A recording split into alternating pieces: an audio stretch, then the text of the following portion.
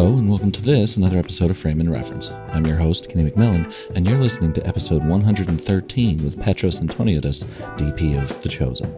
Enjoy.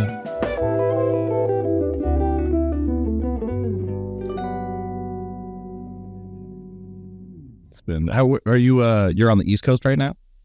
No, right now, actually, I just came back from Greece. I'm in LA. Oh, okay. I'm in the West Coast. Gotcha. Yeah. Nice. Yeah. Where are you located? Santa Monica. Oh, fantastic. Westwood here. Just an nice. Yeah. each other. Yeah, dude. You've come back right when the weather started to be a little more normal, because it was like hot as hell for a long time. Yeah, I heard, and I have to say that in Greece was not any better. I mean, we were facing 110s all the time and humidity, and it's a beautiful country, but when you give those circumstances in, then it was a little bit tough. But yeah, it was beautiful. I actually went to Greece for a high school trip of all things. So this would have been like 2007, 2006, 2007.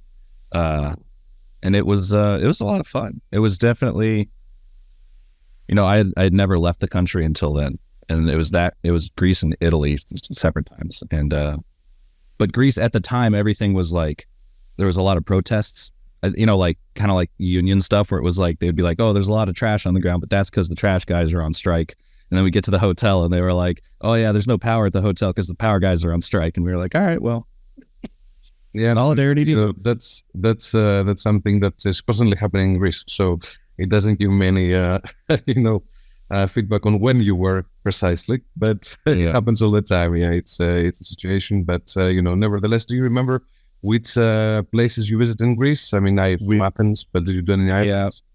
We went to an island where it was like all pistachios, big pistachio island. I can't remember the name of it. Aegina, yes. Okay, cool. Yeah, that place was gorgeous. And they, the food obviously was good. Food everywhere was good.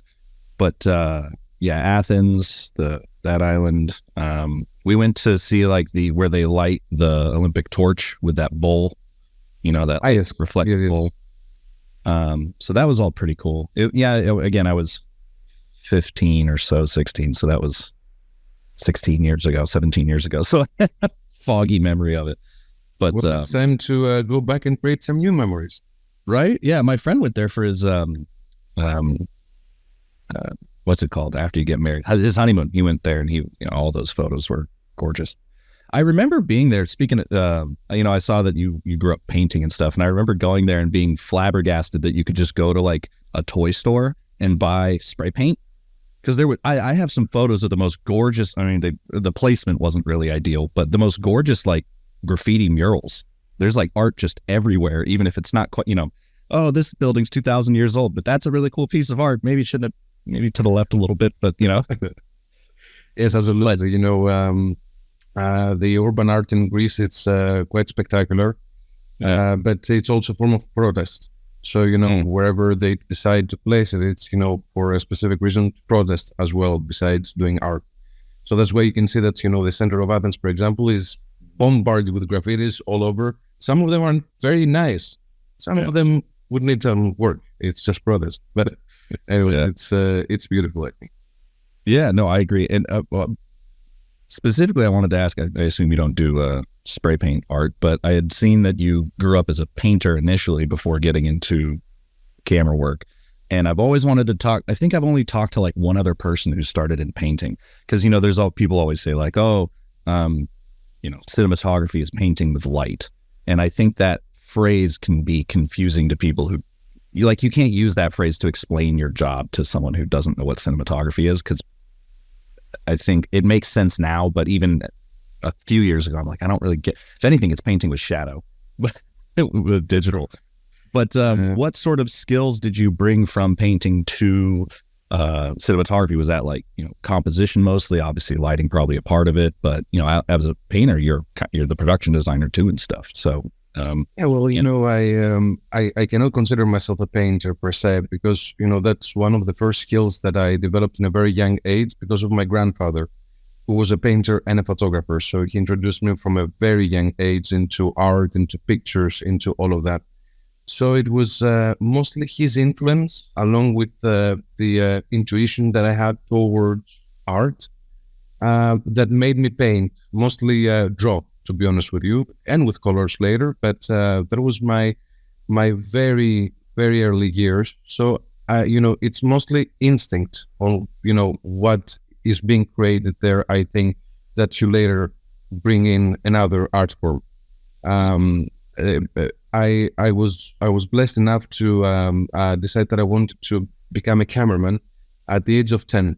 So the previous years I was painting quite a bit, and the years after, but I didn't I don't have a collective memory of those steps because they were so young that it was just a flow. I went with the flow, and I just decided one day that I'm going to become a cameraman. Sure, yeah. I think it was kind of the same for me. I remember my parents having like a home video camera, and even as a younger child, like 6, 7, 8, just like grabbing it from them and being very interested in documenting. At least I don't know if I ever really got a creative eye until much later, but sounds like you kind of had the creative eye built in and didn't have the tools until later.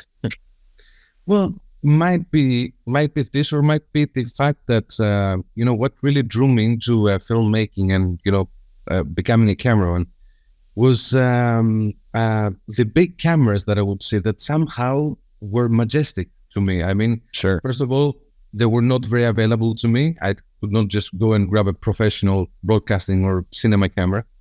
And the fact that they were not available made them even more appealing to me at that age. But I would go, I remember, we had posters in my home city that I would see that there was a television station, affiliated with the event. So I would go, I didn't care about the event, just to see those cameras and the tripods and all these wirings and the monitors and how they were doing this. I mean, I was super fascinated by that. So I think that what drew me in was the tools that I didn't have. I mean, that I really wanted to touch that, and it was sometimes close enough, but untouchable. And so I don't know if I first built, the composition and the artistic side, and then just found the tools. I think that the tools made it just appealing that I had to be touching them. So sure. I was drawn to that. I mean, in the beginning, to be honest with you, when I first got my first camera, which was a Panasonic VHS, a very old one, was older than me, but it was big, and that was appealing. I don't think I really cared about what I was shooting, as long as I was shooting, as long as I had in my shoulder and I was going around and pretending to, do interviews or whatever. Yeah. So, I mean, it was the tools that drew me in, I think. Do you still find yourself now more than ever, obviously back in, because we're about the same age, like back in 08 to 12, nothing, I mean, things still weren't accessible. You had a DVX. We've talked about this a lot on this podcast, but that was about it. And then now there's just so much gear in all that, there's crazy new tripods that people are reinventing, like, screws. Do you still find yourself kind of nerding out about equipment, or has that kind of waned over the years? I think that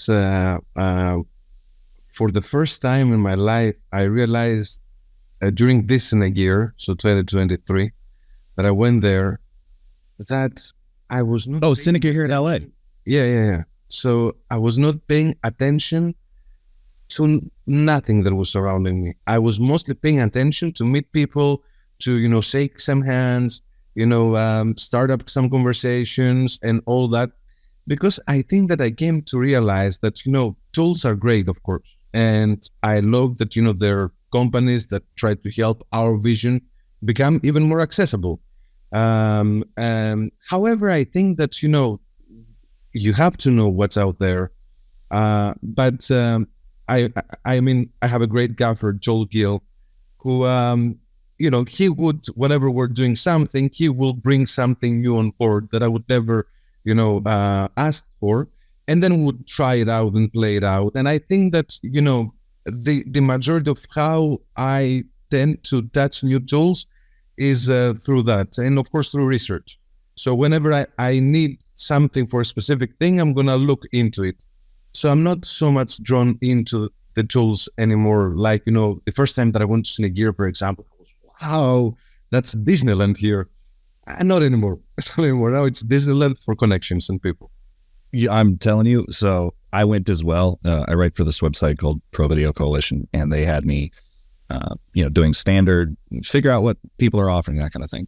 And not only did I also not really care about what like when I was talking to the person, I confident I did good journalism, but afterwards I was just, didn't really care. And then everyone I've spoken to since who was there, all the DPs, even people who just, well, maybe not the people who just go there to look at gear, because obviously, but all the DPs, on this podcast and otherwise, all said they might as well have just been empty with everyone walking around, because no one was looking at like new cameras, new lights. Yeah, they're all great. Everyone's got a new thing, but you'd look at it and go, okay, and then move on and go grab a beer. Exactly. Go see who you know. Exactly. And I think that's, the beauty of this event. I mean, okay, it's great to be surrounded by the new and hot, but nowadays, technology is progressing in the speed of light, so that even if you're really trying your best to keep up with what's out there and available, I don't think that you can. So,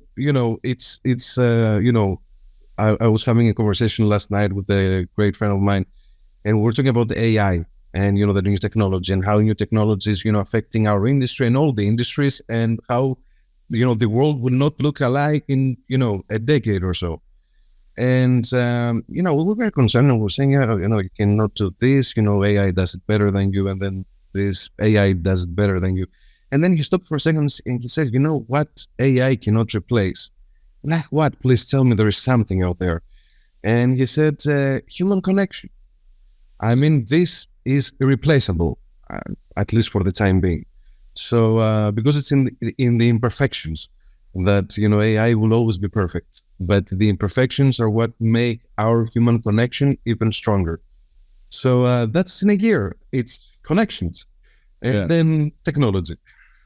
Well, and to that point too, like visually, I think all cameras now, like when younger folks or like people on, subreddits online or whatever, like what camera should I get? Should I get this, or this? I'm so confused. I'm always just like, whichever one, if you were to flip a coin and in the air, I want whatever, Sony, just get it, because they're all great. To your point about perfection, like the cameras now are all basically perfect.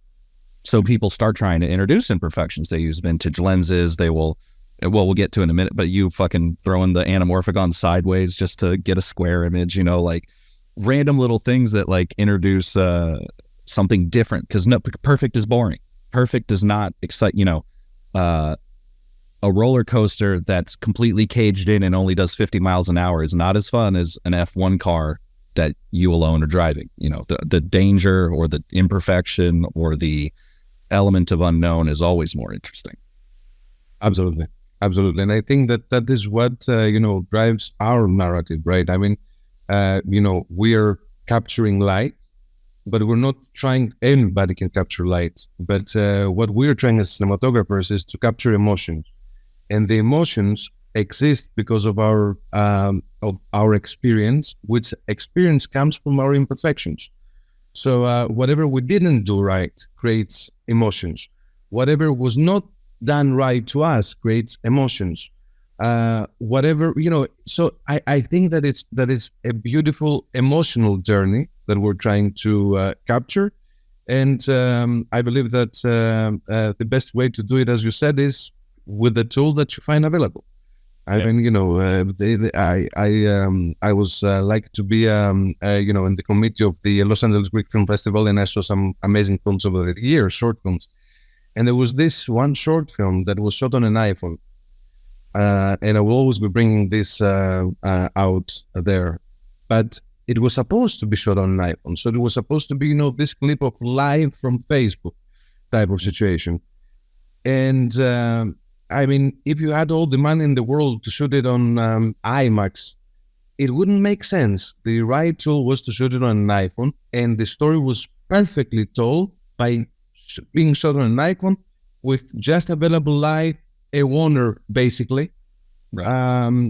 So it's the tools. I mean, the tools are around, and, you just have to figure out what's available to you and how you can tell the story with what's available there.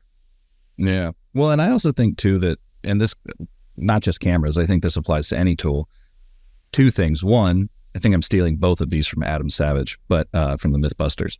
But one, if you're getting into something, you should just get the whatever tool is available, you know, the cheapest version until you know what you need, and then get the best one you can afford, you know. But then also, I think there is something to be said about a camera that you physically enjoy interacting with, or a tool that makes you happy to either own or hold or look at, like a weird, to not just look, because people go like, oh, you know, whatever, cameras are just tools. And I agree, but I, for instance, much prefer to like shoot with my Fujifilm stills camera, because physically it makes me happy more so than like my old Nikon DSLR or like other DSLRs, because those feel more sterile. You know, I like the idea of fun in the object itself, because if I want to pick it up to use it, I will, versus treating it like, you know, an obligation almost. Yes, and this is actually something that people don't understand right up front. For example, I haven't shot a lot of 35, just some tests and things like that, but I've shot quite a bit 16. And I love shooting on 16. It's a magical medium to use. But above all, when, you know, we have countless discussions with, with producers and why would you shoot on film? And it's a hassle and all that. Yes, but you know, the feeling that you get when you're right there and you're the only one that hears the...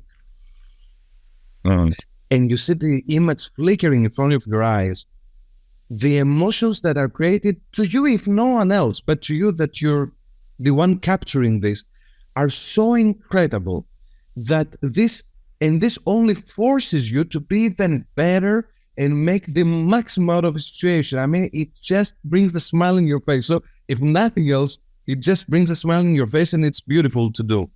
I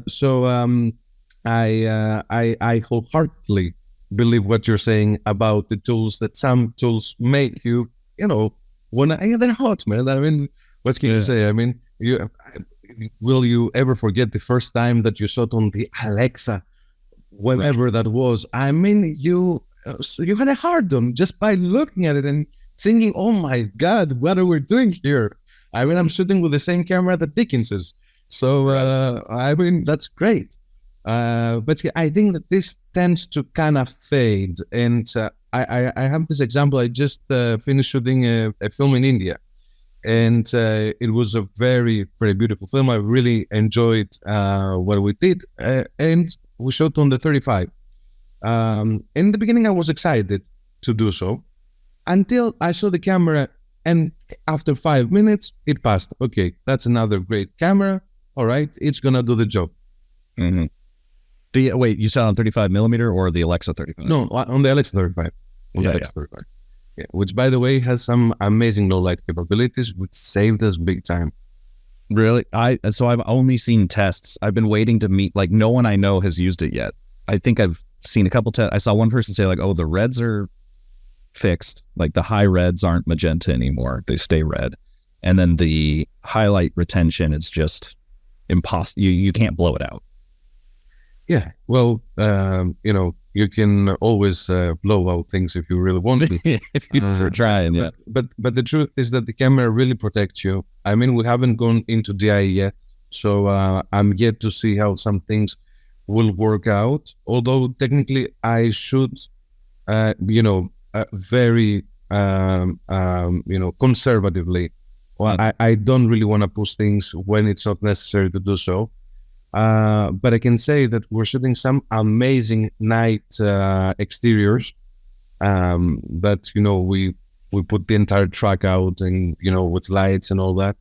And I was shooting on 3200 and it looks fantastic. I mean, I hope that very soon I'm going to be able to share with you and, what these images look like, and they are spectacular. I was so happy. Although I have to say that at one scene, because we're so much losing the light and we had, to do it on the perfect light when, the dusk is there, everything is blue. You have like 10 minutes to do it. It was not working out, so we're pushing it and pushing it and pushing it. And at some point, I reached 6400, which is the maximum that you can. And I have to say that shot, and that shot is unusable. I mean, it's so much grainy. But yeah, I was super impressed. I mean, we were shooting at 110, 115 degrees with 98% humidity. You were melting there, but the camera did not feel nothing. Was there, rocking you. Yeah, great tools. I mean, that's kind of when people ask, like, oh, if I've seen online discourse, like, oh, Blackmagic can look just like an Alexa. Why would you bother? And that's the reason right there. Is like, I can put it in underwater basically in humidity and it'll still run. Yes, absolutely. And it's that's why you pay the extra bucks, I think. I mean, the Blackmagic, for example, even the Pocket one, I mean, if you have it as a third camera or something, you can put it in corners that you can never put in Alexa. You can definitely, I mean, you're much better colorist than I am. I've never really done coloring myself, but you probably know that nowadays you can match pretty much everything. And with my experience, I mean, the previous sensor, at least, of the Alexa, what I was able to bring much closer to that look out of the box was the Blackmagic. I mean, it's a fantastic tool. For the money, it's unbelievable, of course. But then you cannot do things like that, run it for 14 hours a day in the humidity and this and that, and, it's still there working for you. And it doesn't have a viewfinder. Well, I guess the Ursa, I didn't pick it up, but it was sent to me to review, the Ursa 12K. And like, again, the image out of that thing is just stunning. But the body shape and the ergonomics of it is like, so it like fights you. Again, going back to the idea of like wanting to pick up a camera and use it, that one kind of wants you to leave it on a tripod. It doesn't, I don't want to, there's just some buttons. It feels like there's so many buttons on that thing and all you really want is record. Like all the other, like, there's like gain switches and stuff. I'm like, yeah, just record, please. Like, don't tell me the truth. When you're shooting with any camera, do you really know even where the record button is? In the majority of the times, I don't even know. I will say on, I was going to say on the Canon, I have a C500, and so I do know that on the handle, there's one right there. But every once in a while, I'm not using that, and I'm like, oh, there, yeah. I guess the Alexa does have that big one right here, like over the shoulder. That's pretty easy. Yeah, or on the viewfinder. But for example, the sometimes you're for some reason your focus puller cannot press the rec for you, and whenever this happens, and I am handheld or trying to be there, whenever I am told from the HMS that can you press the rec, it's like they're telling me to solve an equation of mathematics that I've never done before. I cannot find that button anywhere. It's crazy. It's that one, or like not to knock on Ari at all, but having those 3 reprogrammable buttons, they really should, or 3 or 4, however many, they really should give you a way to not have to use tape to write what they are. Because like, you'll get one from the rental house and you think, you just remember that one being like turn on ND or turn off ND, and you click it and it's like suddenly it goes false color, but you click it again and it doesn't go away. And you're like, oh shit. Video Village is like, wait, what is this? And you're like, nothing. Stop looking. That's hat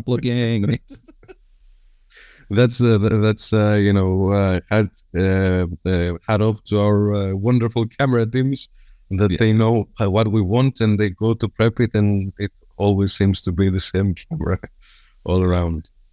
I did want to ask. Oh, go ahead. I just want to add for the India thing that I shot on amazing lenses. I have to tell you that I adored. I adored the look, and it was a last minute decision. I mean, I did not have time to prep. I just went there. We did a bunch of other prep instead of actually focusing on what camera we're using and what lenses. Right. But at the very last minute, I decided to shoot it on the Hawk C series. However, the rental house somehow threw in an Elite 24.5 anamorphic. And oh my God, I have to say that 60% of the film is shot on the 24.5. Another 25% is shot on the 35 Hawk. And 50, 75, and 100 rarely used.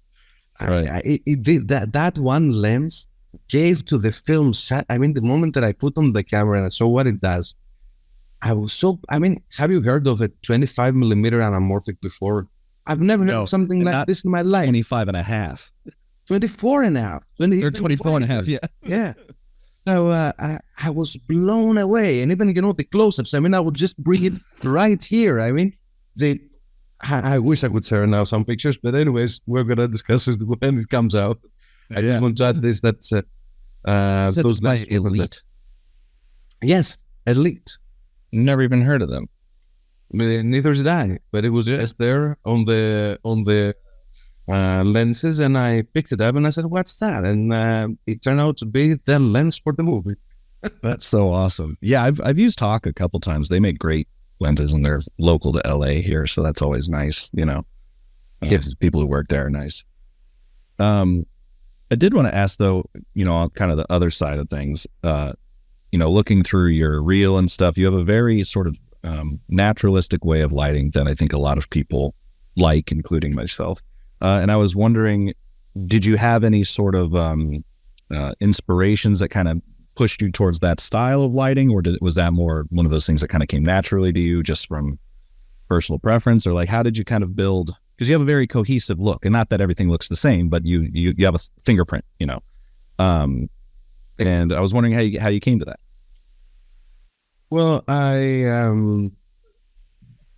by watching films, I realized very early on. In the beginning, of course, I wanted to become a director, right? That was the focus. I'm a director, and then later on, I had the great blessing to have in my life Walter Lassley, who's an Oscar winner cinematographer, who was living in our house in my little city in Hainia. So it was a huge blessing having him around all the time. And we never talked cinematography, by the way. He never pushed me to be a cinematographer, although back then I was saying that I'm a director and all that. But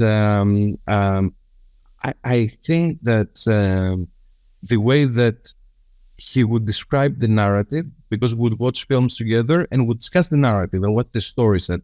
Never technical stuff, never, maybe if there was something, a candlelit scene that he wanted to dive into, we would.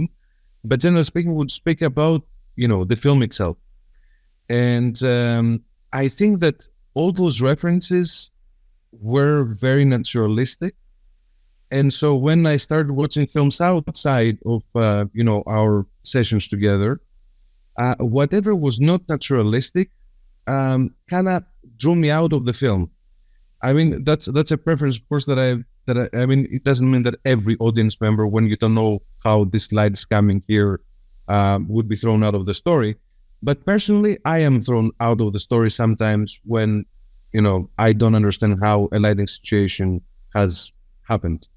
Which again, it's totally fine to do so. There are some marvelous films that they're intentionally using light in a very surrealistic way that works for the movie. That's great. But personally to me, I try to use what would be natural sources, what would look natural to your eyes, and make that natural look work for the movie if possible.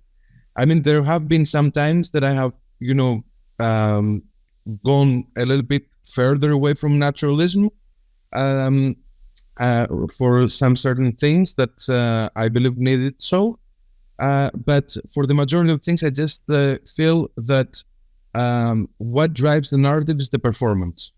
And the more tools you pull around to support it, sometimes they don't need that support. Sometimes all they need is some negative fill here to make it a little bit more dramatic, and just be on their face and let the actors play out. Because, a film with good cinematography and bad performances is unwatchable, while the vice versa is a very watchable film.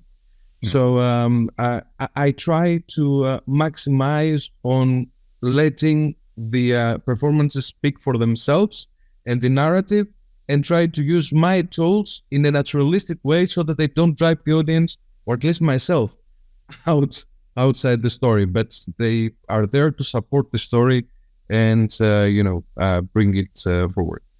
Yeah. Well, and not that getting that look is always easy, but it's nice when you can just light with like one big soft source or something, and it literally is just like one stand, and then you're done. Yes. It saves a lot of time. and it's not, I find it to, Walter again, when I finally decided that, cinematography is my path, then we started talking a little bit more technical stuff. And he was telling me that you're going to find in your life many times yourself breaking your head because you are lighting a bar of chocolate and you have used 90 lights and it doesn't look good. You know what you have to do in that case? Turn all the lamps off but one and shoot. It's going to be ready. So simplicity is key sometimes. And as you said, I mean, when you have, one big source, that's why I do love a little bit big sources. I prefer to have less and bigger than few smaller ones. Because a big source can give you, for example, you can push it through a window and then use the elements of the room to, work it out. I mean, that's something that I was doing on The Chosen quite a bit. I mean, I was pushing through the window a big source like an 18K or 4K is even closer to the window, and then had, the table bouncing off the light onto the actors, or put some elements on the table or on the chairs or right where, the light was hitting the ground in order to reflect and all that, and start shaping with one lamp. I think that I love this way of working, to be honest. It doesn't mean that, it's the only thing that you should be doing, of course, but it's another great tool to have to be able to shape the light. I think it's important. Yeah. I think a great way that helped me kind of light like that was just to consciously, for 1 year, I only shot black and white photography, like even on my cell phone. And I would just I would go around wherever I was and just constantly be on the lookout for good light.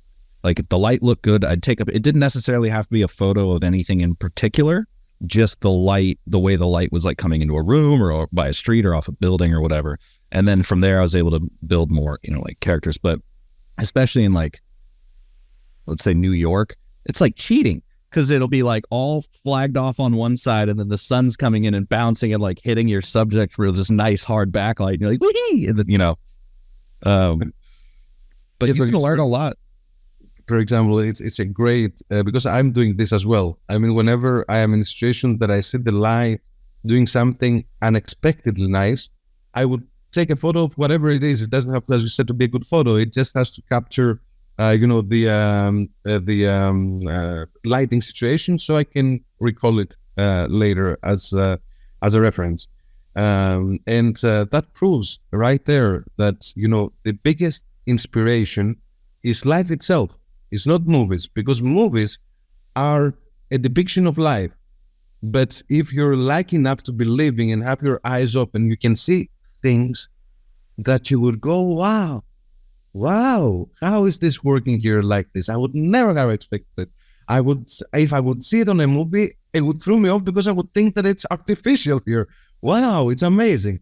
So I wholeheartedly I'm on the same boat with you, capturing, whatever lighting situation is around me, and I find it interesting. Yeah, and then you get to, replicate it. We were just talking the last podcast I did where we were saying how we both get really nitpicky about catch lights. Like I have this one great photo I took, but you can tell that I used an Astera tube as like the wrap, and I just hate that there's like this line, like a weird line. It doesn't look like a thing. It's just like a line in the eye. I was like, ah. And he was saying the same thing. He had like I think it was a tube or a panel at playing his firelight, and you could see it in the catch eye. And he was like, no, everyone's gonna know I cheated. Like, well, the worst thing is when they wear sunglasses, the actors, or even regular glasses. You can't light. You can't light. I mean, it's impossible. But sometimes, you have to live with, the consequences of, are you going to make it look as you want to make it look? And maybe just maybe you convince production to kind of paint it out, Right. but really not. You just have to convince yourself that you're okay with the situation, seeing that tube over there, or you prefer to not put that tube over there, and then the entire picture looks not as good as it could. It's a game that you play. For the longest time when I was a kid, I thought that sunglasses, like, I'm sure this has happened to you, where you're like watching a movie as a kid and you just accept that that's reality, but it's not. It's clearly artifice from film. And so the one that always bugged me that I just thought like maybe I wasn't getting cool enough sunglasses was when, especially they'd have like whatever big mirrored aviators and they were super frosted over so that you couldn't see the reflection. It would just be like a matte. And I was like, oh, I want those cool matte sunglasses. I was like, that was the art department did that. That was not, that actor can't see out of those. But thank God they did. There was a happy to be behind those lenses. Yeah, that's the nice thing about shooting corporate stuff is you can just be like, hey, take that off. And they're like, oh, but I can't see. It's like, it doesn't matter. Just don't see for a while. Yes, I mean, sometimes, working with actors, it's important. Sometimes, you can tell them that, maybe you should reconsider putting those glasses in the scene. Sometimes they will, sometimes they don't. I mean, of course, they have the first saying, but, it's cool when they're like, yes, but I think that the character would be wearing those glasses now. But it's not that, the character is alone and does this. And yeah, okay, then I'm not wearing. I think your character would chew on the end. I did want to talk about, what was the short film called? It's got a big old long name. The one that... Flickering Souls Set Alight. Yes. So you shot the whole thing. This is a crazy pivot, but I did want to talk about it because for the first time in IMDb history, there's just a great shot of you using the camera. 9 times out of 10, whenever I'm doing research, I got to zoom in real far, see what the hell they're using. But you had mounted your Cook S4s on a Mini sideways, so you got a square image. So it was Cook Anamorphics that we shot. And the reason that we went there is because of limitations. That is a key drive into creativity, I think. Yeah, so I 100% agree. So, we had the great director, Iakobos Panagopoulos, who did a 2 years research on ALS, which is the subject of the movie, right? And went and visited countless houses that, had patients. And a similarity, we're talking about it. And, he was bringing all this tons and tons and tons of information on the table. And that's why prep is the most important thing in a film, hands down. So we're talking about, hours and days spending. And then at some point, he brought something very interesting on the table, which is that these patients, because, they cannot even turn their heads left or right. I mean, they're fully functional brains in zero functional bodies. Mm-hmm. So because they're constantly, have to look a certain, for the majority until somebody helps them a certain location, the family and the loved ones, usually place, photos from the past or, elements that he liked or she liked and all that. And as the years pass, this grows organically into squares because, you place here, you place there, and then, this organically grows into a square, which Iakobos called it the square of memories. But I was blown away by this piece of information because those people that are trapped in their non-functional bodies, the only escape they have from the reality is to look at these elements, at this visual content, which is again shaped like a box. It's here, so they can fly in as free as they can within, the parameters of a square. Mm-hmm. So after thinking about it, I thought that, because the film, the camera we had discussed with the Iakobos had to be almost like the fifth character of the movie. That's why it's only, single takes. Every scene is a single take and all that. I said, how about we actually bring that square to our world? So we actually shoot it on a 1:1 aspect ratio. And in the beginning, it was a little bit reluctant. Should we know? I mean, who has done that before? So I started, researching, and I found Mummy, for example, which is a beautiful film that is, shot. The majority of it is on a square, but they cropped. They had to crop. The problem with us cropping was that, first of all, we could not afford an Alexa Mini in the beginning. Thus, we didn't have a 4:3 sensor. We had an Amira available, which has a 16:9 sensor. So if we were to crop a 16:9, that means you're losing almost like 40% of the information just to keep it right here, just to keep it square. And need much wider lenses. Much wider lenses. And of course, we're shooting at locations that are fantastic, but they were super, super squeezed as well. So what are we going to do? Are we going to shoot the entire film on a 12mm? I mean, how are we going to, work around it? And then the idea hit my head that what about actually, instead of cropping, we add information somehow to our sensor. So how do you add information?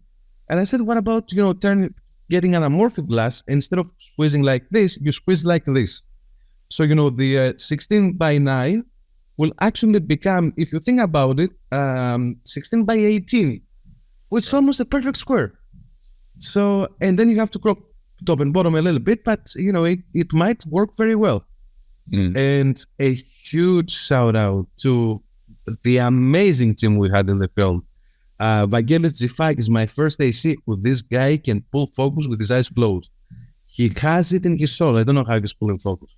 To Dimitris Makrigiannis, who is a programmer, because we couldn't have live monitoring. There was no monitor back then that would allow you custom de-squeezing and custom aspect ratios. So we had to find a way that the camera would actually send the signal to a computer. The computer would squeeze it as we wanted and add the bars, and then back to the feed of the monitors, which in the beginning had huge delays and this and that. Anyways, everybody did, and of course the rental house, Arctos in Greece, amazing rental house, who just was giving us equipment all the time to try this, try that, try this. And that's how we ended up, seeing some pictures from the test that we did. That we said that's the film. I mean, that's the film, because it looks like a format that we have never seen before. I mean, if you look at those pictures, they look like almost a 6x6 photo. I mean, they look bombarded with information, although they are a square. And that was how we achieved that. Yeah, well, and it's kind of cool because, like you said, it does kind of look like a medium format photograph, and in some ways, it's almost IMAX ratio. 1:3, but it's cool because you're using an anamorphic. There is that kind of strange, interesting fudginess on the edges, but they don't appear where you expect them because the lens is sideways. So it's like the sides get kind of like, and it kind of draws you in this weird, I keep saying weird like it's bad. I mean in a good way. Vignette, like this kind of strange vignette that pulls you into the center of the image in a way.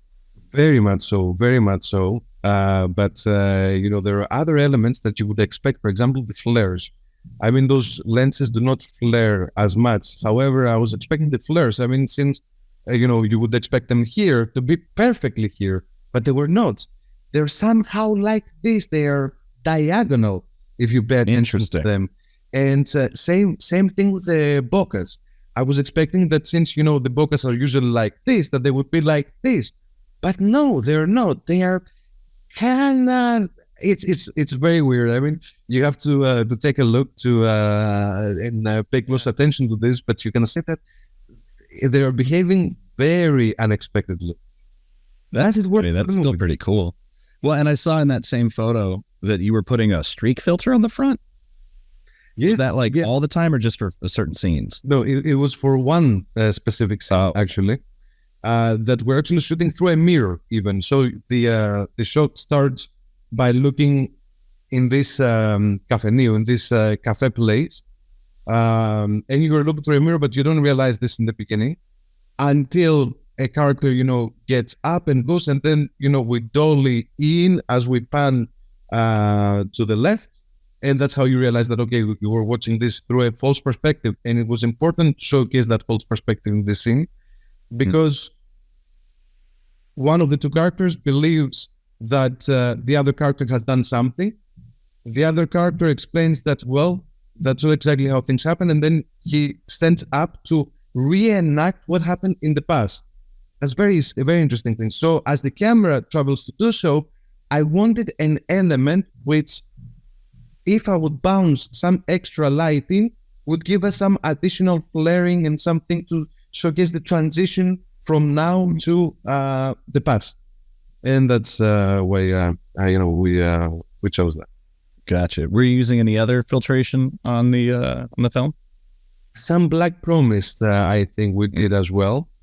So there's some atmosphere in those bedroom shots that could be a filter. It could just be haze. No, I think it's the majority of a combination. Actually, I mean, I do like the black promise, to be honest, as a filter. I don't take a lot of fillers with me usually, but that one, it's something that I need in my toolbox. And it was a haze, of course. I mean, but haze. I mean, it's such a lovely tool, but having long takes and shooting on location and not on a stage, a location that had holes everywhere. I mean, it was quite a thing to keep. Right. There was one trick I learned about haze. I haven't shot with haze in forever, but I remember this might have been David Mullen, not teaching me specifically, but someone was saying that if you take a gray card and put it in the back of the room and then use a spot meter, you can just, if there's less haze, it'll get darker, the reading. And if there's too much haze, it'll get brighter. So as long as you keep that spot meter the same f-stop, doesn't matter what it is, but just as long as you set the tone and you're like, all right, I like the haze that much. So you meter the gray card at the other side of the room and then go, all right, that's the number that the haze has to be at for it to be the same haziness. Fantastic trick, I would say. And I can see how, it can help out. I mean, sometimes, when you have, huge thing, sometimes, the haze drops and creates. Totally. But it's a fantastic way to actually make sure that, because, sometimes, special effects people, they're super helpful and all that, but they don't have the eye for the detail that we are trained to have. So sometimes they're like, oh, yeah, but it's exactly the same. Like, no, it is not the same. This is a perfect way to showcase that. Well, maybe we should keep it on that level. Yeah. Did you ever become like a meter person, or do you kind of just trust the monitor? Because one of my favorite things now is getting on a set and lighting with just meters without setting up the camera. Whatever AC can set up the camera, but because then the director will just get off my hey, I need to see a frame. I'm like, just give me. It's like you were saying about shooting film, and you're the only person who knows. Lighting with meters is like I'm the everyone lets me do my quiet thing until I set up a camera and I'm like, ta-da, versus someone sitting over your shoulder and nitpicking you the whole time. Can't that be a little? You're like, wait, Yes, well, especially in the beginning, I think I was trying to use my meter as much as possible.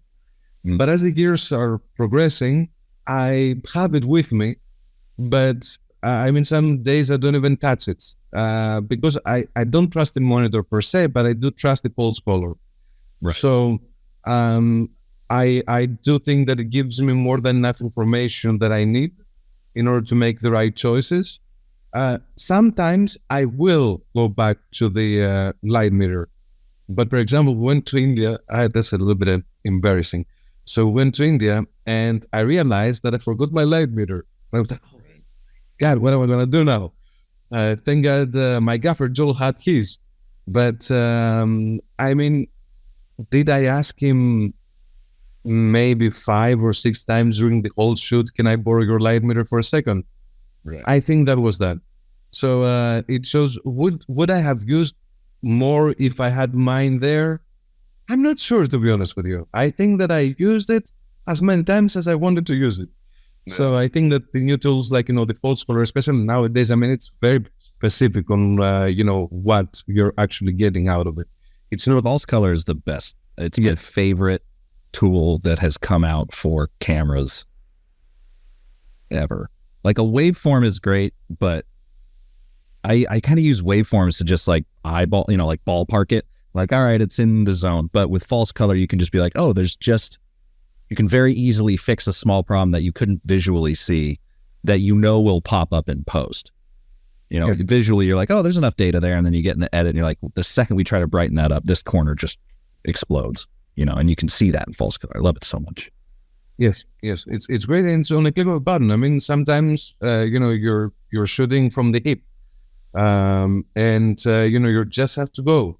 So when you just have to go, you really don't have time to go there, but you have that tool right there. You click it, okay, I have to make a quick adjustment. What can it be really quickly? Do I have the time to actually fix it, or should I just stop down a little bit? What should I do?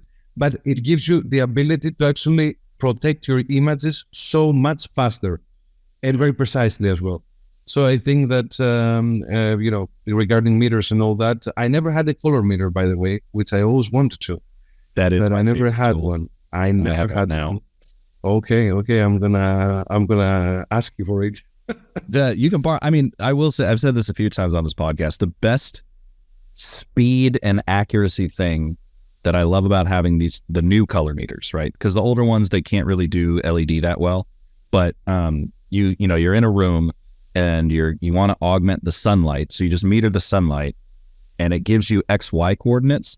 And on the backs of certain lights, you can type those in, and it'll give you the exact color, not just color temperature, but the exact color of the light coming in. Because the CIE diagram, that's that big triangle, right? The Planckian locus, this is mad nerdy. The Planckian locus is where, orange to blue exists, but maybe the light's reflecting off a tree, so it's going to skew a little green, but you can't really tell. But with the XY coordinates, it's exactly the light, as long as the light is good enough to like reproduce those coordinates correctly, but most of them are. And just being able to walk up, get the light coming in the window, set your light to that, and be done with it, saves and it just looks perfect. That's a very good tool to have. I mean, usually I trust my eyes. I have to say in the majority of the circumstance, I think that I see pretty well. I have to say, but I have what they call anxiety. We all have that. Yeah. But I never have tried one color meter before, and I would love to have one. So maybe I'm gonna borrow yours. Yeah, you can play with it as long as you want. I did want to ask, because I had seen on your website, you have your different segments and stuff you worked on, and it does feel like you have almost exclusively, or you tend to shoot short films, which is different than most people I've interviewed. Most people are either like all features and television, or like mostly music videos and commercials. But short films feel kind of underrepresented, and I was wondering what draws you to is that just the work that you get, or are you specifically drawn to short films? Is there advantages or disadvantages to being in that space? Yes, well, it's a very good question. I have to say that nowadays I tend to shoot less and less short films as more features and TV is coming along.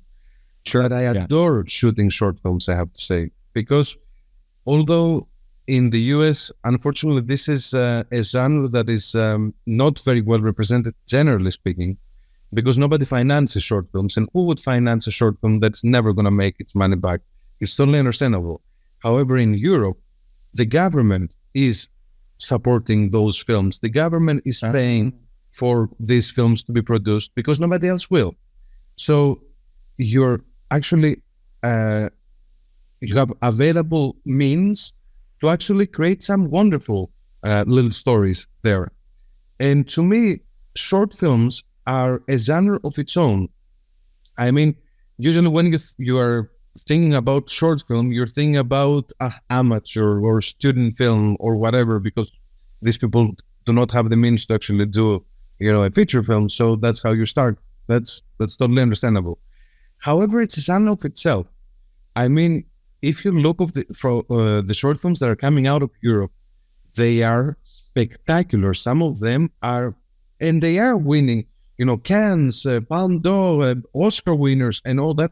They are fantastic because some stories need 2 hours to unfold perfectly. Some other stories need 10 seasons to unfold. But some other stories need 20 minutes to unfold. So what do you do with those stories? Are you going to turn them into feature films because they cannot make their money back? Or are you going to tell them as they were supposed to be told? And that's the stories that I'm looking for generally. Not even if it's a short film, if it's a feature film, or it's a TV series. Stories that are right to themselves, that are not pretending to be something that they are not. They're not stretched one way or another. They're what they are. They're true to themselves, and that's true to us as the viewers. That's how we can connect. So yes, I mean, and that's, life brought me more short films up until now, but now there are feature films coming. So, whatever is the story, I don't say no to short films. I don't say no to feature films. I love television nowadays, I have to say. Totally. Which is something that I didn't expect, because in Greece, nowadays, there are good things happening. However, when I was in Greece, TV was a really suffering medium in terms of our work. I mean, you had 2 or 3 days to shoot the entire episode, but then with the means, I mean, you didn't have maybe a 1.2 HMI. I mean, you were really struggling to do something that you were not proud of.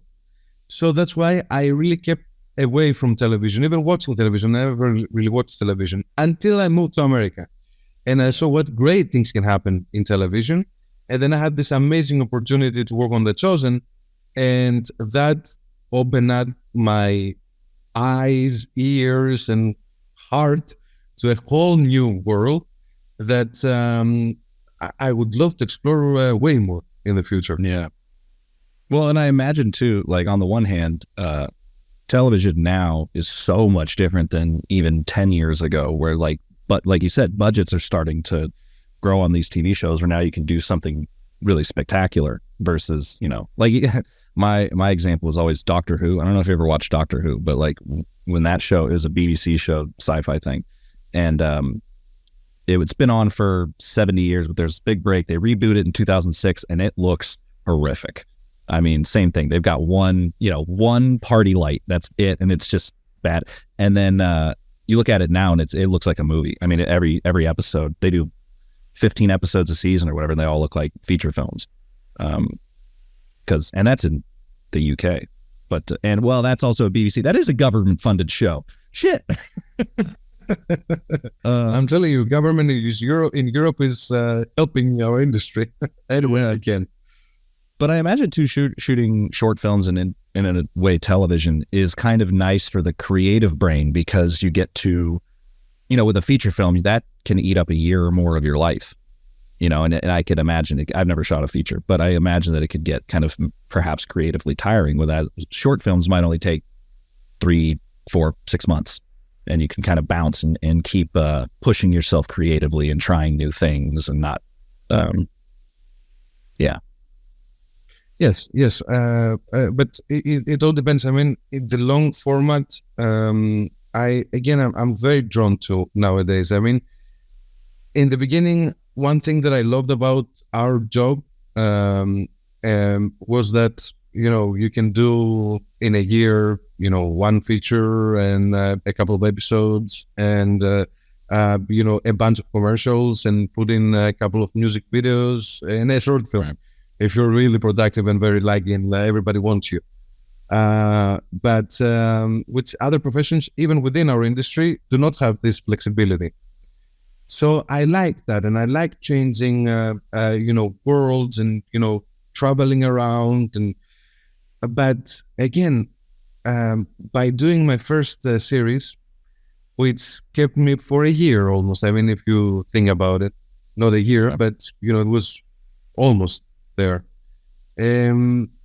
Well, I loved it. It's like, it's like on your teenage years or, college years, you change, relationships around, you bounce from one person to the other, but then you find somebody that you're kind of, you fall in love with, and you love spending time with that person for a longer period. I mean, and that's how I felt about television. That's why I'm a little bit in love right now. I'm a little bit in the honeymoon stage, maybe. Sure. But I loved it. I absolutely loved it. Yeah. Yeah. That actually brings up a question I know I got to let you go soon, but you relatively recently joined Local 600, right? Like 2020? Yes. I joined Local 600 in 2021 or 2017. Yeah, it's one or the other. I think when I did Blippi's Treehouse, I should be. I think it was 2021. 2021. So I wanted to know, what was your sort of, I hate the word journey, but what was your journey to joining the union? And then also, how has it benefited you? And also, congratulations on being nominated for like a cinematography award, basically off rip. You basically joined a union to be nominated. Thank you. Well, since I moved to, first of all, in Greece, we don't have unions. We did have back in the day, but nowadays, no unions. So, because it's such a small industry and all. So when I moved, I first of all didn't know there's a union. I didn't know something like this. I just came here and I thought that, hey, there has to be plenty of jobs for everyone. So let me jump in. And it was not like that, by the way. But I soon realized that I started, making connections with some DPs and some, people and all that they were doing these amazing projects. And I'm a terrible focus puller. I cannot pull focus at all. So I thought, okay, you know what? Because I really want to keep on learning, I would love to participate somehow on those projects. And what do I know how to do best besides DPing? Operating. Because I'm operating for myself anyways. So that's something that it's, into me anyways. And I started knocking on some doors and said, hey, when you have D camera or E camera, I join, to see how things are unfolding here. And they could not, very soon I realized they could not offer me such an opportunity because I was not in the Local 600. I'm like, what is this Local 600 at the end of the day? How do I become a member of this thing? And I realized that it's not as easy to do so. I mean, there are two ways to go about it. You're either unlucky and you have to work in non-union for a certain amount of years, certain amount of days, but of jobs that do count for the union, then put all this paperwork together to prove and no pay stamps and this and that, submit it, then, impossible. Right. So I said, okay, how do I become from the lucky ones? Who are these lucky ones?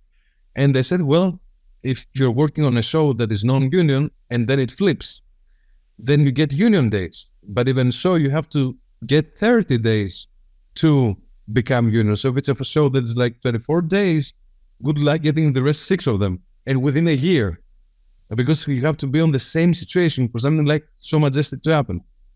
And I said, well, if there is a chance for me to join Local 600, I'd better be from the lucky ones because there's no way I can gather all this crazy amount of information.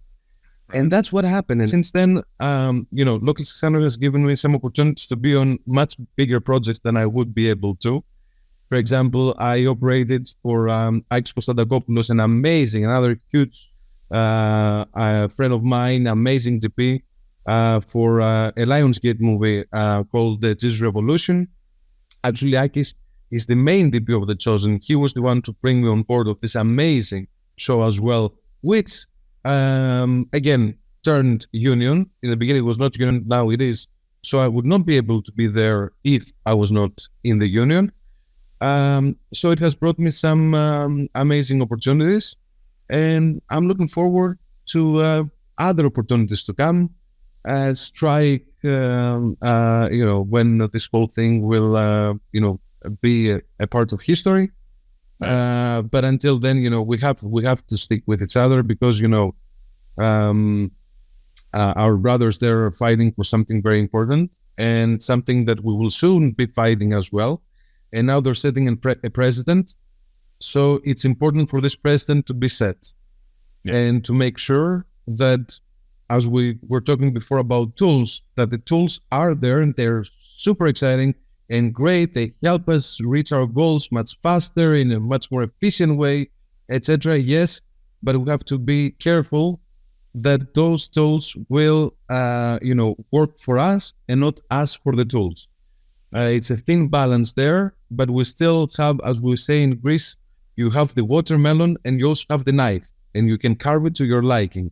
So we better carve it correctly now so that it's carved to our liking before it gets carved by itself, and that may be mean for the watermelon to splash in our head. So that's my take on that. And well, and also I'm a firm believer, like you were saying about like good to support like WGA and SAG and all these people who are striking, because I'm a firm believer in the rising tide lifting all boats. In general in America, there seems to be this idea that like, oh, if someone gets more, somehow I get less, and especially if they're in like your business or whatever. But if writers and actors get more, that means that we can also get more. No one's going to be like, they're specialer than you. It's like, no, it's going to make all of us more comfortable, and especially, with how much it goes vice versa. The less that they achieve, the less we will achieve. Yep. So, we are, the beauty of filmmaking is that it's a collective art. It's an art that is made from so many people into one piece. There are not many art forms out there that do so. And yet it remains so personal. So we are one. It doesn't matter, all the crew and the cast, everybody working for this one collective piece is one. Because at the end of the day, they produce one piece that has to be solid and all well-rounded. So we have to stay together because we are together, and we will always be together, and we will always work together as long as we keep the opportunity of working together or working generally on the table. Yeah, absolutely.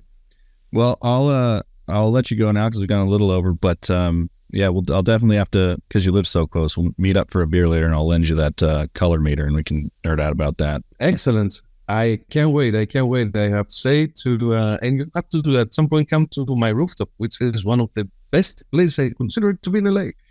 I would love that, because we have an apartment. Every other apartment building on my street has rooftops, and we don't. And we don't have a pool either. Oh, worst. So then I assume that if are you local 600? No, I don't shoot a lot of. Shoot a lot of. I think that when you become a member, you better stick up those files, because it looks like you're from the unlucky ones. Other of them, you don't. Yeah, totally. All right, man. Well, like I said, thanks a lot. That was a lot of fun, and I'll be in touch. Thank you so much, Kelly. It was wonderful being here, and thank you for having me. Frame and Reference is an Owlbot production. It's produced and edited by me, Kenny McMillan, and distributed by ProVideo Coalition. As this is an independent podcast, it's supported by listeners like you. So if you'd like to support, go ahead and go to buymeacoffee.com/frameandrefpod. And as always, thanks for listening, and as of yesterday, congrats to our WGA brothers and sisters.